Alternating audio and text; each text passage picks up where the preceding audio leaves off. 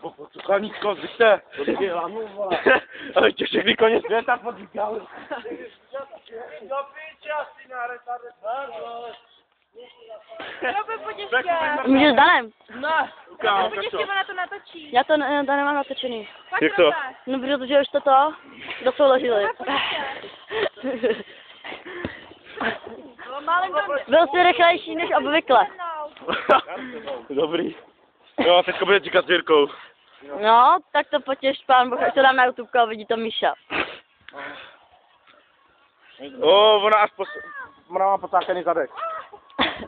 Jirko, ty cákáš na zadek, jo? Jo.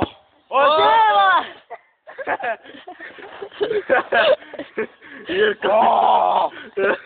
Zavěřili nějak. No, že se nestydíme. Krávo, už všichni ne.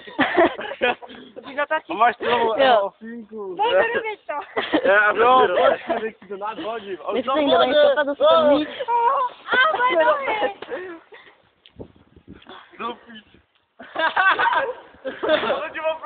A já dám malou, vole, a byl jsem rozhodně dál, ty Dylina. Tak jiná vlastně bude blíž. No. To tak hrustej.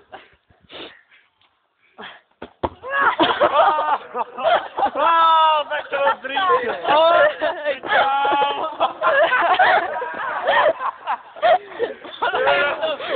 Co se povedlo?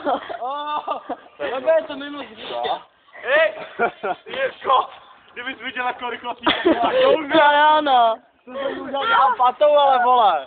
Ty jo. No, patou. Ty vole, moje ruce. Rodigano, yes. Ty to máš na videu. A já to dám na YouTube dneska.